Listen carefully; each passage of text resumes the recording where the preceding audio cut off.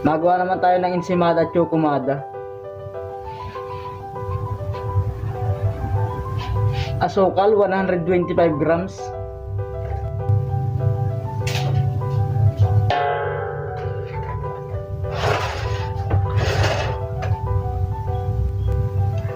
Asin 20 grams.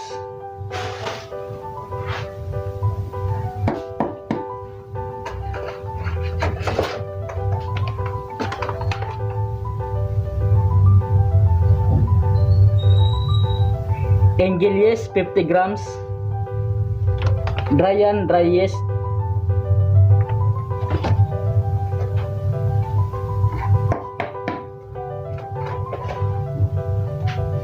Tubig 3/4 sa ibap, 370 ml yan. Ilalagay ko na para makalsa na yung angel.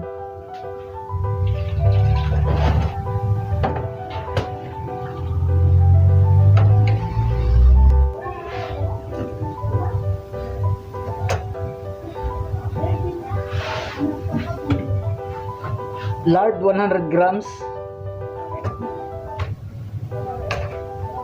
Tunawin muna natin ang asukal bago ilagay ang harina.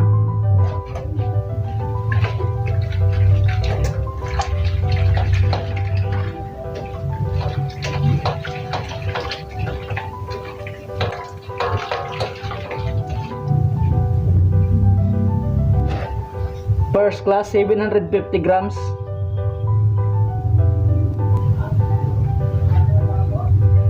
Kulang pa yan, 500 grams pa lang yan.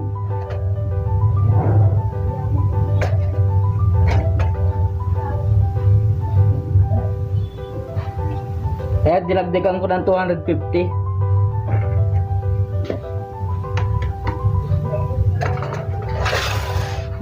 Haluin na rin natin.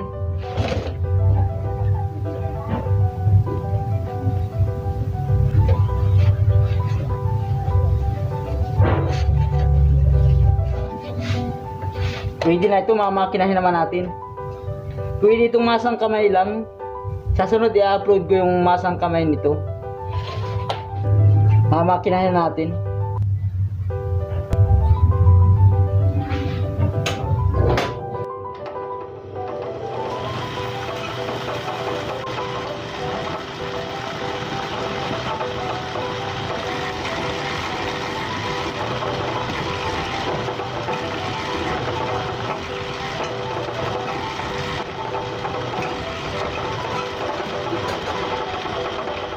Lalagyan lang natin ng lard para magandang putulin. Para hindi rin magdikit-dikit.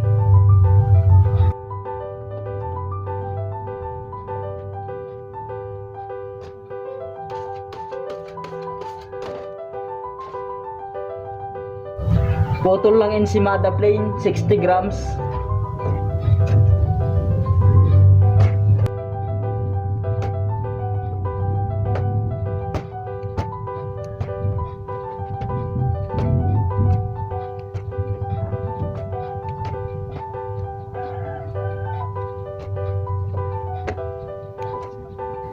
₱8 ang bintahan natin ito.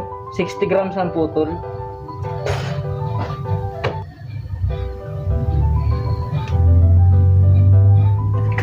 Chokomada 50 grams. May palaman pa ito mamaya.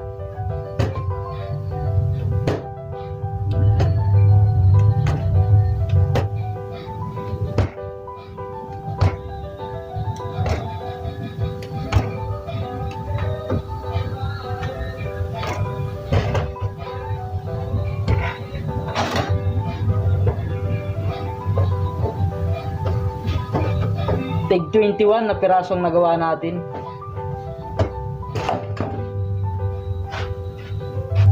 Ito yung palaman natin sa chokomada. May timpla na ko niyan dyan sa sa page ko. Yung paggawa ng pandisyusa. Tinimpla ko ito dun, palaman na ito. Tapos sa paggawa ko ng choco roll, meron na din dyan. Tinimpla ko rin ito.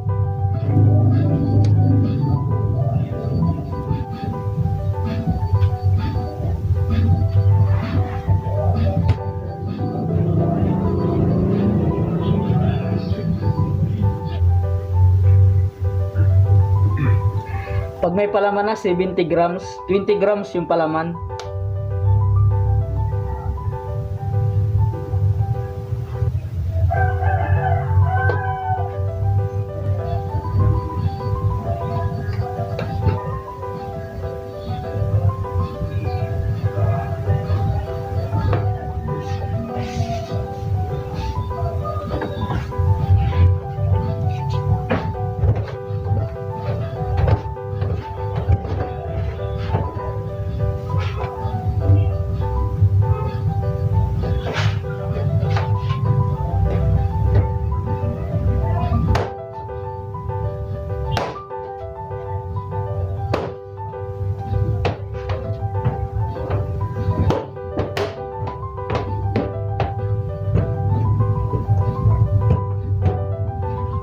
mapahaba, didiinan nyo itong dulo.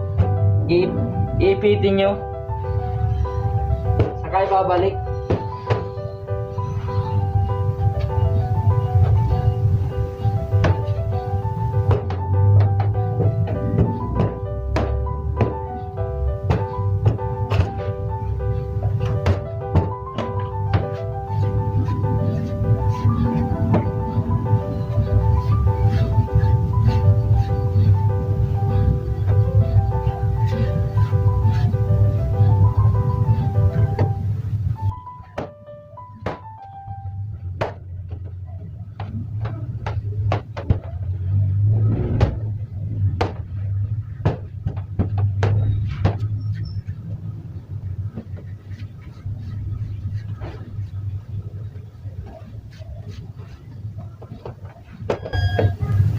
Gawain na natin yung chokomada.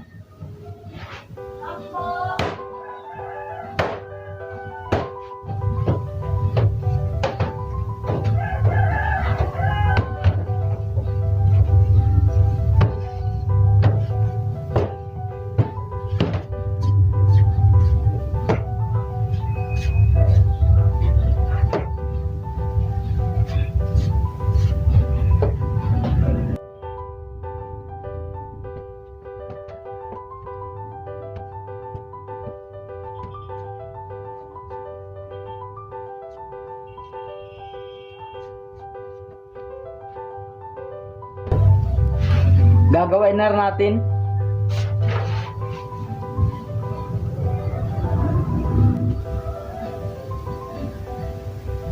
Ganyan lang pagkagawa niya. Nasa ilalim yung dulo. Para hindi mamaya bumuka. Pag di gumandyan mamaya. Para hindi bumuka pagka maluluto na.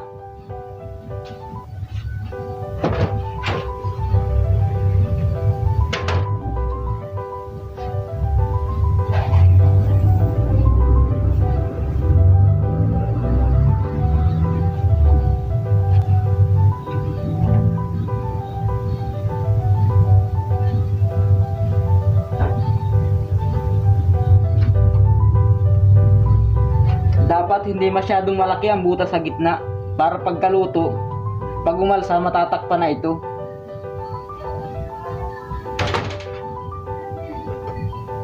Pangit pag may butas sa gitna.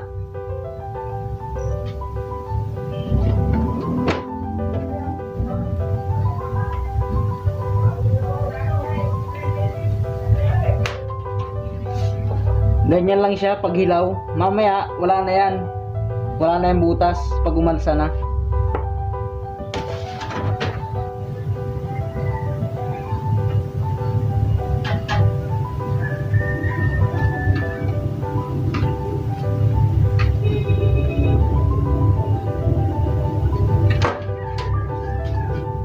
Pag ginaya po ninyong gawa at pangit o di kaya hindi umalsa, nasa inyo na po ang problema nun.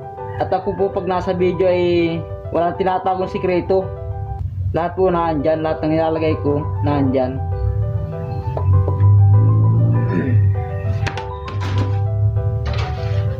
Gawin na natin itong chokomada.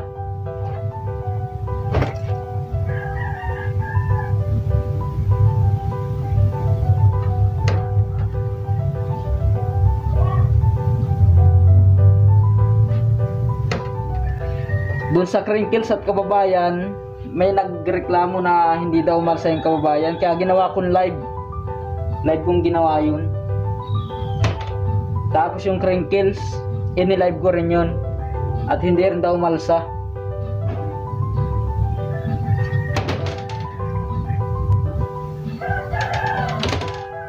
Sa mga nagtatanong po kung gumagamit ako ng bread improver, hindi po ako gumagamit nun.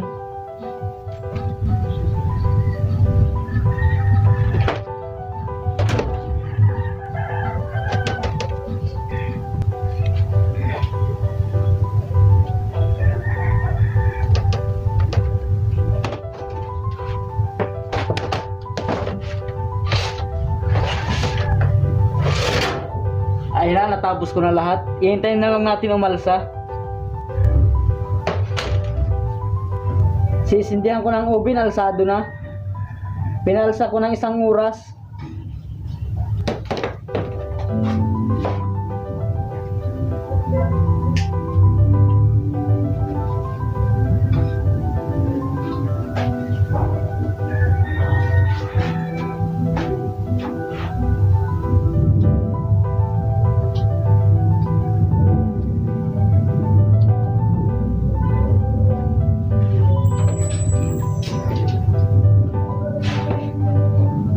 Wala nang preheat yan, pag sindi salang agad. Ang tawag namin ito ay salubong. Salubong salsa.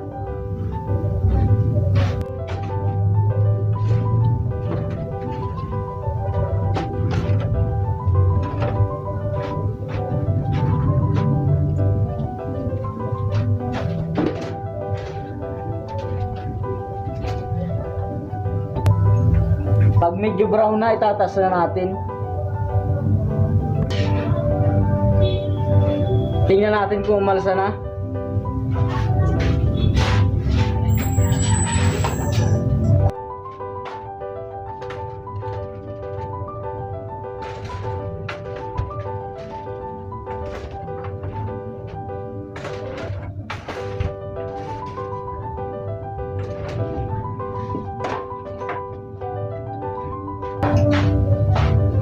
Tinaas ko na at medyo may brown na, umalsa na rin.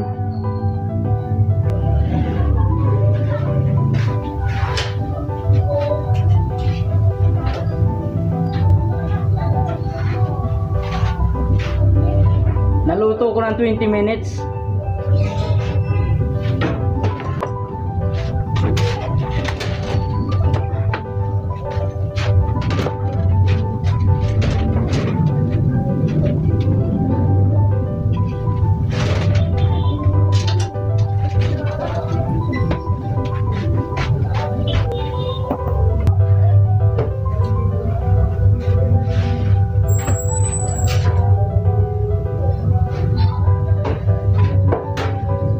Luto na rin, naluto ko ng 25 minutes.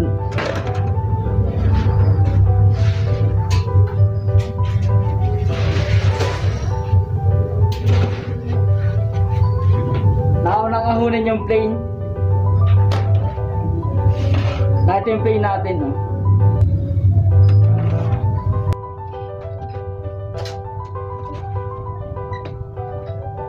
Hintayin lang natin lumamig para banyahan natin ang margarine. Ilalabas na natin, malamig na. Ayun na, wala na yung butas sa gitna. Natabunan na.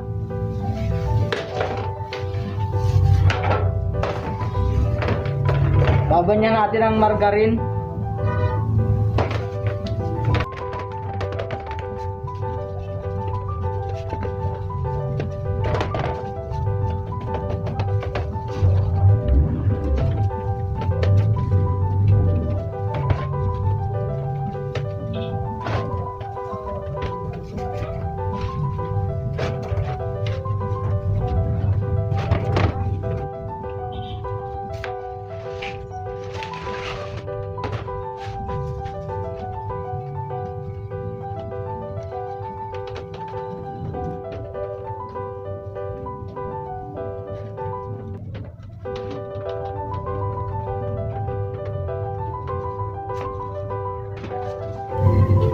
Isasawsaw natin sa asukal.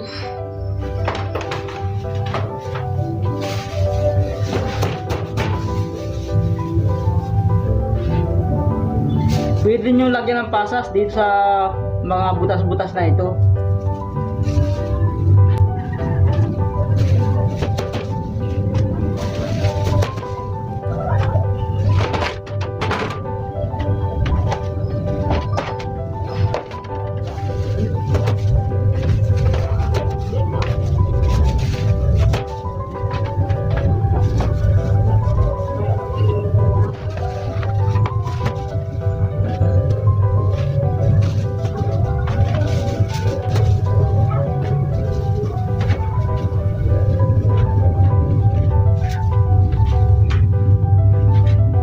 Ito lang ang ating nagawa. Hanggang dito na at maraming salamat.